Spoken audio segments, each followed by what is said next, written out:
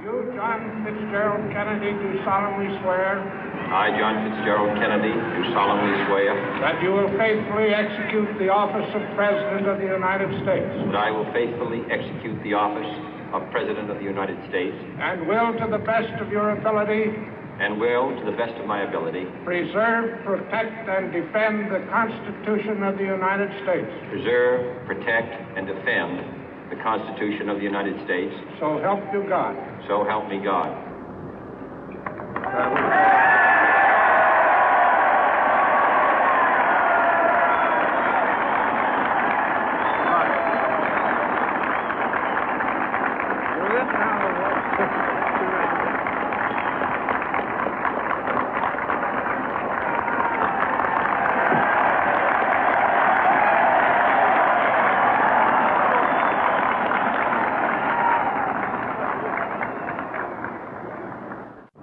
Vice President Johnson, Mr. Speaker, Mr. Chief Justice, President Eisenhower, Vice President Nixon, President Truman, Reverend clergy, fellow citizens. We observe today not a victory of party, but a celebration of freedom, symbolizing an end as well as a beginning, signifying renewal as well as change. For I have sworn before you and Almighty God the same solemn oath our forebears prescribed nearly a century and 3/4 ago. The world is very different now, for man holds in his mortal hands the power to abolish all forms of human poverty and all forms of human life. And yet the same revolutionary beliefs for which our forebears fought are still at issue around the globe. The belief that the rights of man come not from the generosity of the state, but from the hand of God. We dare not forget today that we are the heirs of that first revolution.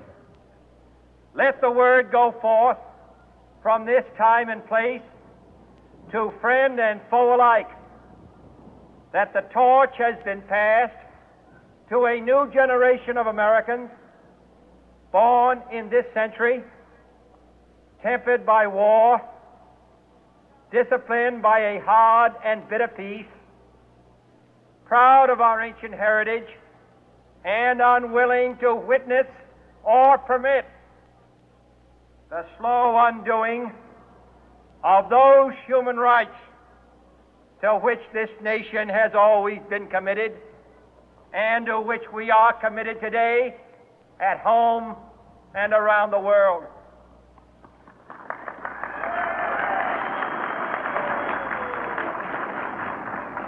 Let every nation know, whether it wishes us well or ill, that we shall pay any price, bear any burden, meet any hardship, support any friend, oppose any foe to assure the survival and the success of liberty.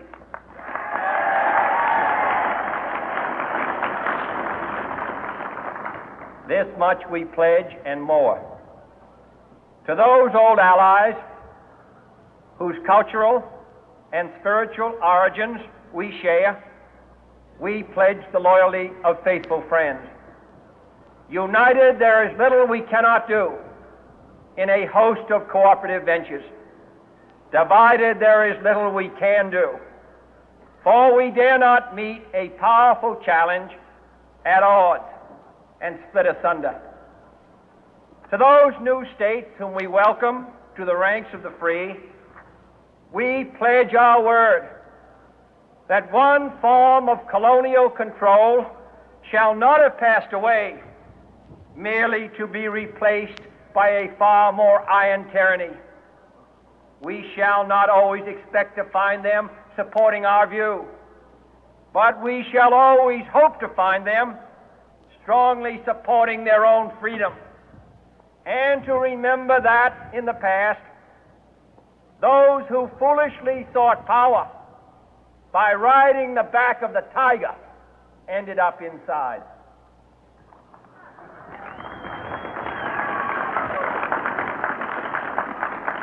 To those people in the huts and villages of half the globe struggling to break the bonds of mass misery, we pledge our best efforts to help them help themselves for whatever period is required, not because the communists may be doing it, not because we seek their votes, but because it is right.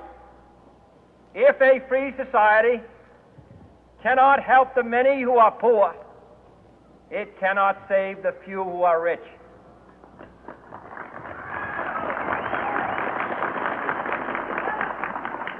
To our sister republics south of our border, we offer a special pledge to convert our good words into good deeds, in a new alliance for progress, to assist free men and free governments in casting off the chains of poverty. But this peaceful revolution of hope cannot become the prey of hostile powers. Let all our neighbors know that we shall join with them to oppose aggression or subversion anywhere in the Americas. And let every other power know that this hemisphere intends to remain the master of its own house.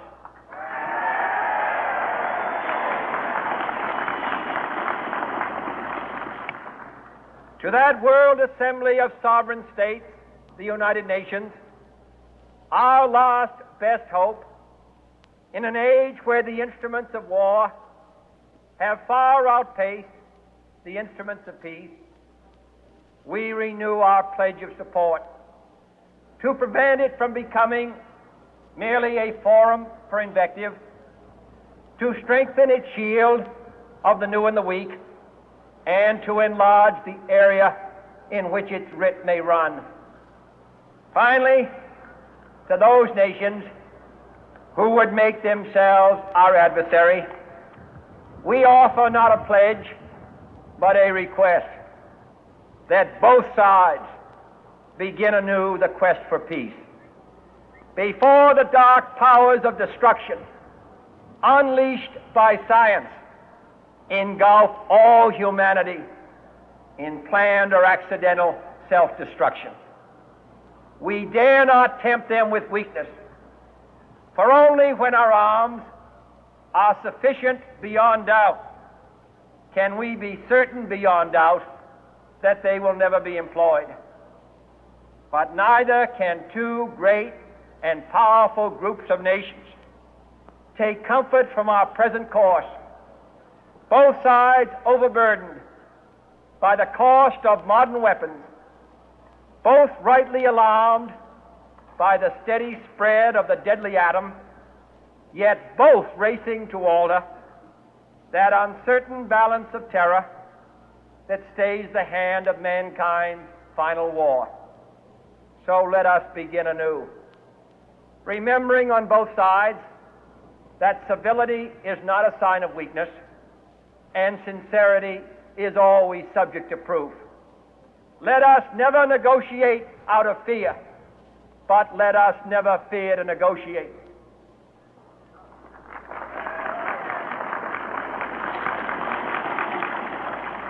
Let both sides explore what problems unite us, instead of belaboring those problems which divide us.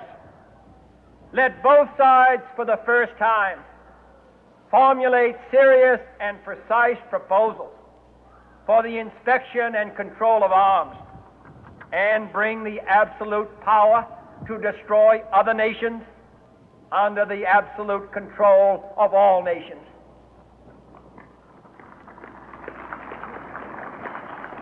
Let both sides seek to invoke the wonders of science instead of its terrors.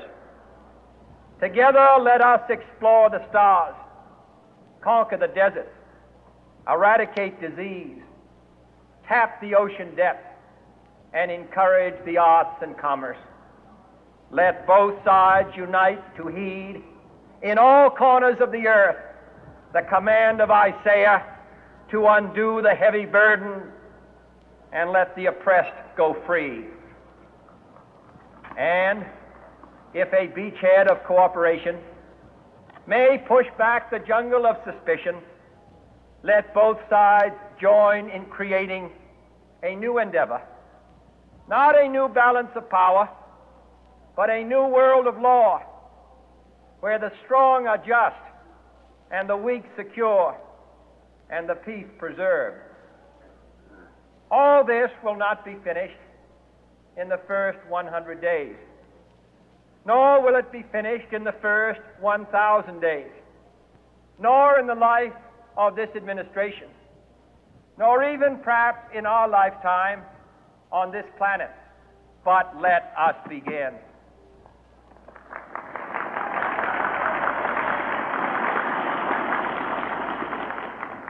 In your hands, my fellow citizens, more than mine, will rest the final success or failure of our course. Since this country was founded, each generation of Americans has been summoned to give testimony to its national loyalty. The graves of young Americans who answered the call to service surround the globe. Now the trumpet summons us again, not as a call to bear arms, though arms we need, not as a call to battle, though in battle we are, but a call to bear the burden of a long twilight struggle, year in and year out, rejoicing in hope, patient in tribulation, a struggle against the common enemies of man, tyranny, poverty, disease, and war itself. Can we forge against these enemies a grand and global alliance, north and south, east and west, that can assure a more fruitful life for all mankind? Will you join in that historic effort?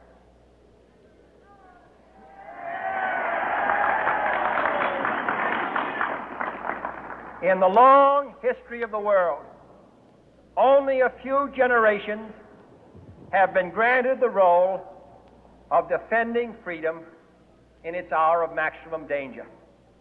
I do not shrink from this responsibility. I welcome it.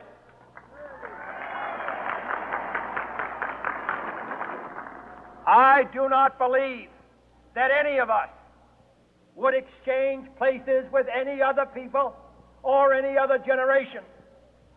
The energy, the faith, the devotion which we bring to this endeavor will light our country and all who serve it. And the glow from that fire can truly light the world. And so, my fellow Americans, ask not what your country can do for you, ask what you can do for your country.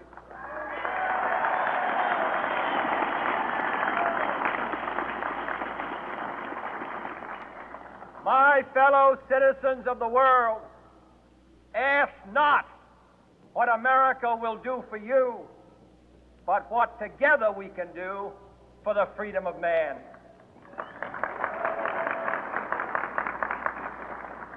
Finally, whether you are citizens of America or citizens of the world, ask of us here the same high standards of strength and sacrifice which we ask of you.